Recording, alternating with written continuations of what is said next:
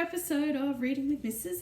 Evans. All right, so for people following on, we're near the top of page 22 on this version of the text. So we were just talking about, or we left off talking about Mrs. Fig and how her house would smell of cabbage, and she would make Harry look at photographs of all the cats she'd ever owned. All right, so the second paragraph is where we're up to, and we're going to kick that off now. Now what? Said Aunt Petunia, looking furiously at Harry as though he'd planned this. Harry knew he ought to feel sorry that Mrs. Fig had broken her leg, but it wasn't easy when he reminded himself it would be a whole year before he had to look at Tibbles, Snowy, Mr. Paws, and Tufty again. We could phone Marge, Uncle Vernon suggested. Oh, don't be silly, Vernon. She hates the boy. The Dursleys often spoke about Harry like this, as though he wasn't there, or rather as though he was something very nasty that couldn't understand them like a slug. What about, what's her name, your friend, Yvonne? On holiday in Mallorca, snapped Aunt Petunia. You could just leave me here, Harry put in hopefully. He'd been able to watch what he wanted on television for a change and maybe even have a go on Dudley's computer. Aunt Petunia looked as though she'd just swallowed a lemon. And come back and find the house in ruins? She snarled. I won't blow up the house, said Harry, but they weren't listening. I suppose we could take him to the zoo, said Aunt Petunia slowly, and leave him in the car. That car's new. He's not sitting in it alone. Dudley began to cry loudly. In fact, he wasn't really crying. It had been years since he'd really cried, but he knew that if he screwed up his face and wailed, his mother would give him anything he wanted. Dinky Diddums, don't cry. Mummy won't let him spoil your special day, she cried, flinging her arms around him. I don't want him to come, Dudley yelled between huge pretend sobs. He's always spoiling everything. He shot Harry a nasty grin through the gap in his mother's arms. Just then, the doorbell rang. Oh, good Lord, they're here, says Aunt Petunia frantically, and a moment later, Dudley's best friend, Piers Polkiss, walked in with his mother. Piers was a scrawny boy with a face like a rat.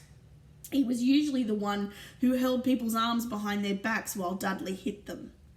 Dudley stopped pretending to cry at once. Half an hour later, Harry, who couldn't believe his luck, was sitting in the back of the Dursleys' car with Pierce and Dudley on the way to the zoo for the first time in his life. His aunt and uncle had been able to think of anything else to do with him, but before they left, Uncle Vernon had taken Harry aside. I'm warning you, he said, putting his large purple face right up close to Harry's. I'm warning you now, boy. Any funny business, anything at all, and you'll be in that cupboard from now until Christmas. I'm not going to do anything, said Harry. Honestly. But Uncle Vernon didn't believe him. No one ever did. The problem was, strange things often happened around Harry, and it was just no good telling the Dursleys he didn't make them happy. Once, Aunt Petunia, tired of Harry coming back from the barber's, looking as though he hadn't been at all, had taken a pair of kitchen scissors and cut his hair so short that it was almost bald except for his fringe, which she left to hide that horrible scar.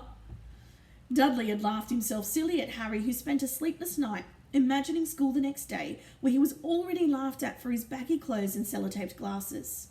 Next morning, however, he had gotten up to find his hair exactly as it had been before Aunt Petunia had sheared it off. He'd been given a week in his cupboard for that, even though he had tried to explain that he couldn't explain how it had grown back so quickly. Another time, Aunt Petunia had been trying to force him into a revolting old jumper of Dudley's, brown with orange baubles. The harder she tried to pull it over his head, the smaller it seemed to become, until finally it might have fitted a glove puppet, but certainly wouldn't have fit Harry. Aunt Petunia had decided it must have shrunk in the wash, and, to his great relief, Harry wasn't punished. On the other hand, he got into terrible trouble for being found on the roof of the school kitchens. Dudley's gang had been chasing him as usual, when, as much to Harry's surprise as anyone, there he was, sitting on the chimney.